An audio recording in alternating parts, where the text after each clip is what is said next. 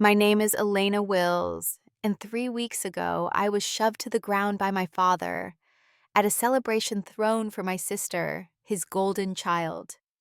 It happened in front of 50 well-dressed guests beneath glowing chandeliers in a glass-walled venue that screamed legacy and pride. He didn't care. He didn't even hesitate. One moment, I stood quietly at the back, gift in hand, watching my family bask in applause.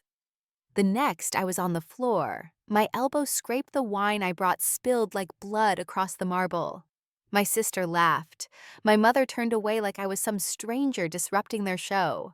And my father leaned down voice cold and said, "You don't belong here. You never did."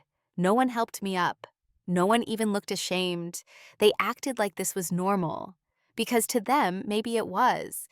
But what they didn't know, what none of them saw, was the small recorder clipped to the inside of my purse. Or the phone call I made on my way home, teeth clenched, heart pounding. I wasn't crying. I was calculating. Because while they celebrated their legacy, I was uncovering the truth they thought I would never be smart or bold enough to find. They thought I was weak, quiet, harmless. They were wrong. That night wasn't just humiliation. It was a turning point. And by the time the sun rose, the foundation of their success built on lies theft, and my silence was already starting to crack. They didn't know who I was, but they were about to find out. I'm 29 years old.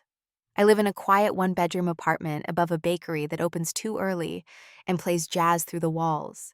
I'm a freelance interior designer, not the flashy kind that gets featured in magazines, but the kind that works late, drinks too much coffee, and makes small spaces feel like home. I don't wear power suits. I don't post much online.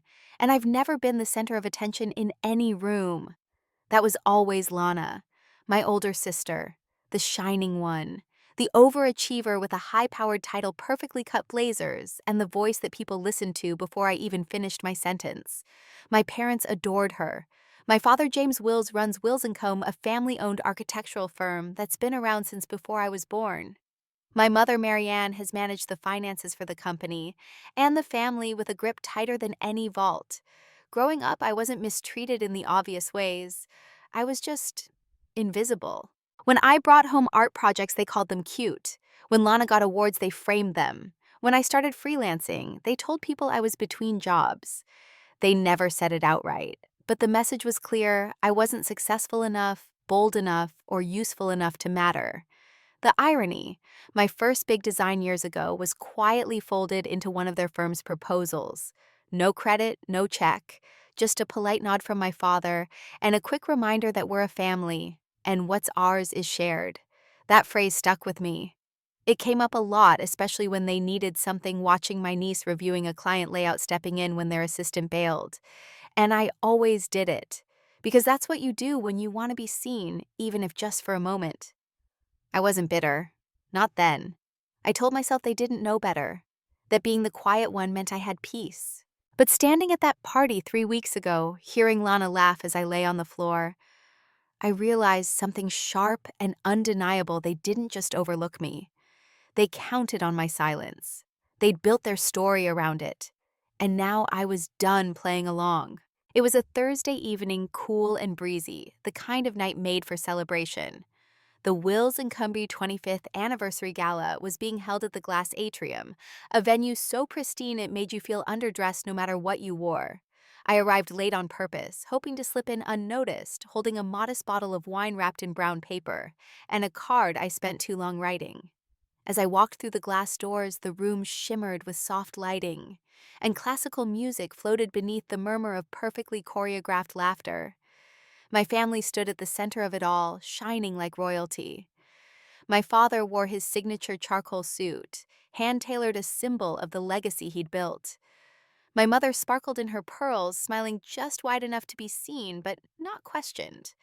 Lana in her scarlet dress looked like the star of a movie where I didn't get cast.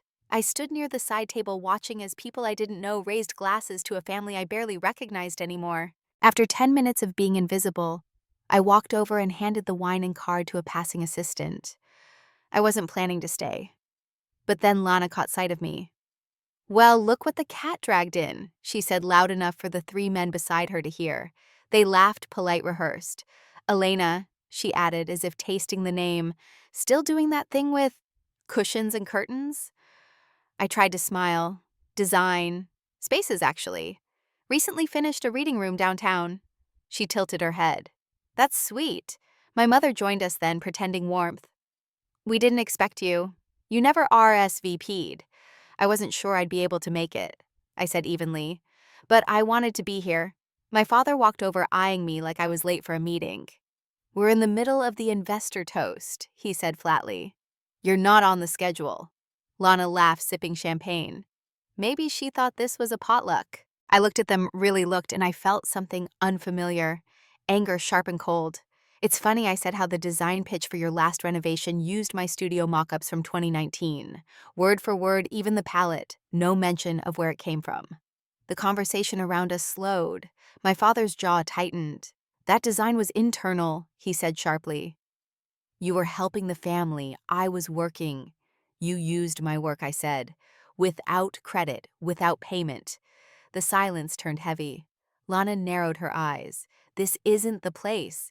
It never is, I said, my voice steady. There's never a right time to talk about how this family uses people. That's when my father stepped forward. He didn't raise his hand at first. He just placed it on my shoulder like a weight, then pushed, hard enough to make me stumble.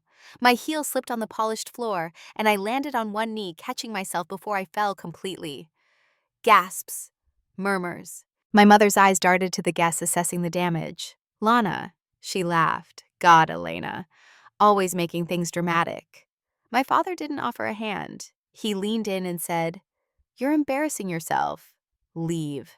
I stood slowly, brushing dust from my knee, heart hammering in my chest. People were watching, not helping, just watching. Fine, I whispered, but you should know I have a backup of everything. He looked at me, almost amused. Of what? That sad little portfolio of the truth, I said, of where your legacy really came from. I walked out of that glittering room with my chin high and my chest tight. Outside, the air was cooler. I reached into my purse, pulled out my phone, and opened my contacts. My hands were trembling. I scrolled past names I hadn't seen in years until I found hers, Ruth Hennings. I hit dial. The ring buzzed in my ear like a warning. She picked up after the third. Elena. Her voice was surprised, but alert. I need help, I said. I think my family stole from me, and I think I can prove it. Ruth didn't hesitate. Come by tomorrow morning, she said. Bring everything you have. I spent that night wide awake, the city humming quietly outside my window. I pulled open drawers, dug through old boxes, sifted through emails I hadn't read in years. My pulse throbbed with every new tab I opened, every folder I opened, from the dusty corners of my cloud storage. And there it was, an old email from my mother dated 4 years ago, with attachments labeled Trust Overview and Shared Asset Plan. The files were dry at first glance, just rows of numbers and projected growth charts. But something felt off. The fund value was lower than it should have been, even factoring in market dips. I opened another document, my original contract co-signed by my parents when I turned 25, stating I would retain full control of my portion of the trust unless declared mentally or physically unfit. But it looked like someone had submitted a revised form backdated with an addendum signed only by my mother. No notary, no witness. My hands trembled as I screenshotted everything, saving it to multiple folders. I backed it up twice. Then I opened my audio recordings. The one from that night, muffled but clear, captured my sister's taunts, my father's voice telling me to leave, and the moment he shoved me. I could hear the pause in the room, the awkward silence that followed. The worst part? No one stepped in. Just laughter. The next morning, I walked into Ruth's office wearing the same sweater from the night before. Her assistant offered coffee. I declined. My nerves were too raw. Ruth came out from her glass-walled office and hugged me gently. We've got work to do, she said. We sat down and I spread the papers across her desk, contract statements, notes, even screenshots of text messages from my sister mocking me over the years. This is more than bad blood, she said as she scanned them. If what I'm seeing is accurate, they illegally modified a trust and diverted funds to a shell account. I nodded and used the money to rebrand the firm under Lana's name. Ruth's expression darkened. That's financial fraud and breach of fiduciary duty. She picked up her phone. We'll need a forensic accountant and a PI. I took a breath. I know someone. Marco Cruz. He's freelance now but used to do investigations for City Hall. She nodded. Good. Bring him in. That afternoon, I met Marco at a coffee shop downtown. He hadn't changed much, still wore the same faded leather jacket, still had that look in his eyes like he was always 2 steps ahead. You're in trouble, he said before I even sat down. Or you're about to make someone else very uncomfortable. I handed him the USB. Both probably. He reviewed the documents while sipping burnt espresso, his brow furrowing. This isn't sloppy. It's deliberate. Multiple transfers, layers of company names, none of which trace back to you. But I see your trust name show up as the original funding source. He looked up. They used your money to build her career. That's not just betrayal, that's paper trail abuse. I felt the words hit me like ice. Can you get proof? He nodded. Give me 48 hours. And stay quiet. I walked home feeling like a glass balancing on the edge of a table close to tipping but not yet shattered. That night, I saved every document to a locked drive. I changed every password. And I wrote one sentence in my journal. They built a legacy on my silence. Now I'm building truth on their lies. 2 days later, Marco called. We need to meet. It's worse than you think. His voice was low-measured. We met in a park on the east side of the city under a willow tree that bent like it knew secrets. Marco handed me a folder thick with printouts highlighted in yellow and red. They didn't just borrow from your trust, he said they gutted it. I flipped through the documents. There were transfer logs showing money moving from my account to an entity called LMG Holdings. Lana Marie Group, Marco confirmed. Set up 6 months after you turned 25. Registered to an address that belongs to your father's old college friend. My stomach dropped. Another page showed wire transfers marked as family operations, amounts in the tens of thousands going directly into accounts that funded promotional events, consultant contracts, and a private PR firm hired to rebrand Lana as the new face of the company. Marco tapped a memo with his pen. See this? This is the proposal for the firm's rebranding campaign, paid for with your funds, all channeled through shell accounts. He handed me one more document. It was an internal email. The subject line read, Keep Elena off the trail. The body. She doesn't need to know. Keep her pacified. Offer something small if she pushes. But don't let her near the books. Signed by my mother. The words didn't hurt. They numbed. I read them 3 times before finally asking, why would she do that? Marco didn't answer. He didn't need to. That night, I sat at my kitchen table surrounded by papers.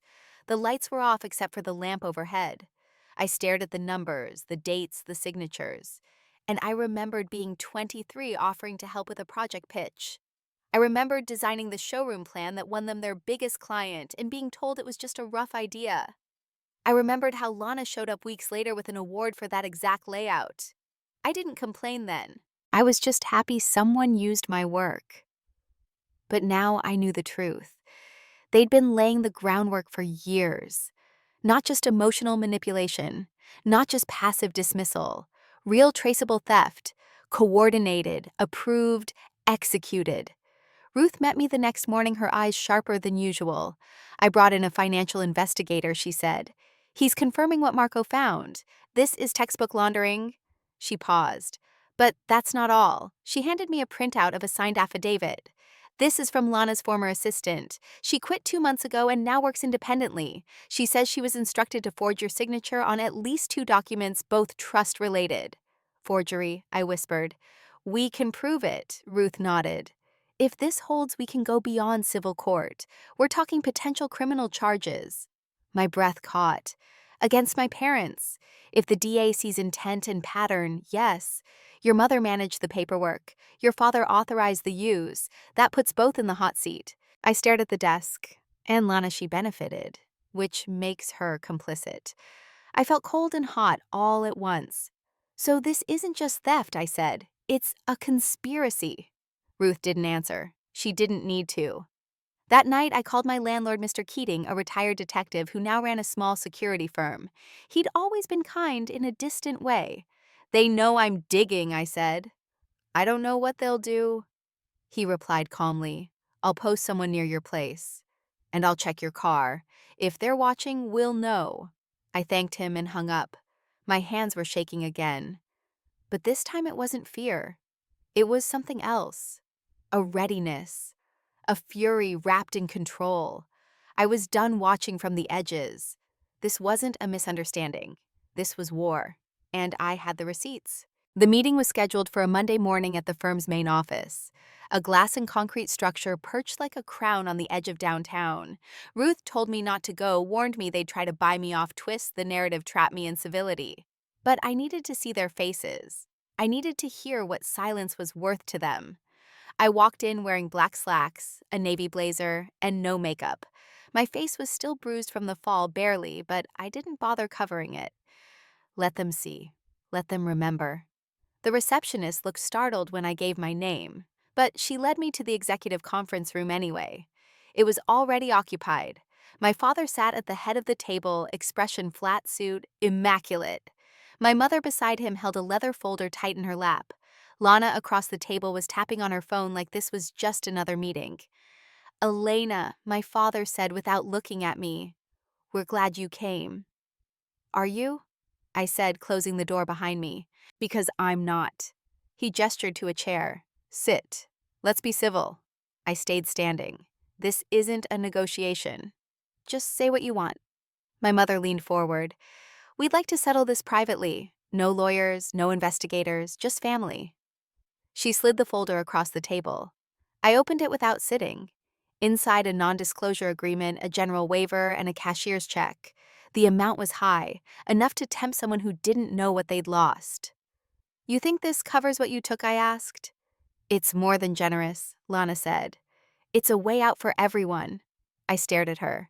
You mean for you? My father's voice hardened. You're blowing this out of proportion. You weren't harmed. The trust is still intact technically. We simply used resources that would have benefited the family in the long run. You forged my signature, I said. You laundered money through fake companies. You stripped my control and rewrote contracts I never saw. You're confused, my mother said quietly. Emotional. I pointed to the check. This isn't compensation, it's hush money, and I'm not for sale, Lana scoffed. You're really going to ruin our name over what some bruised ego. I leaned in, palms flat on the table. I have recordings, emails, testimonies, financial records. You want this to be about ego, fine. Then you should know I'm going to make sure everyone sees what's behind the legacy you built. My father stood. If you go public with lies, we will sue. Do it, I said. And I'll countersue with evidence. The assistant, the accountant, the paper trail.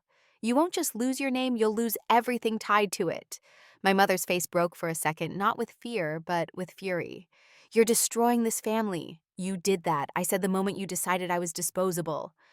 I picked up the check and tore it in half. I came here to see if there was anything left worth salvaging. There isn't. I turned to leave, then paused. By the way, I added, looking at my father, Marco Cruz sends his regards. The door clicked shut behind me. My breath was tight, my fists clenched, but my steps were steady. Outside, Ruth was waiting in the car. She didn't ask what happened. She just handed me her phone.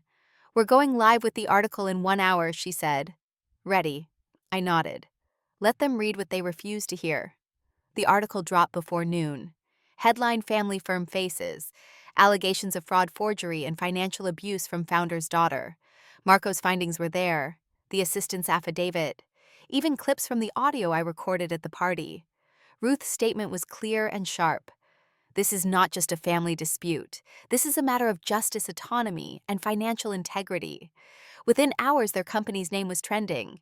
Anonymous comments flooded the post. Some were shocked, others weren't surprised at all. I stayed offline. I sat in my apartment, curtains drawn, watching light shift across the floor. I didn't feel victorious, not yet. But I felt visible, and that was a start. By the next morning, it was everywhere.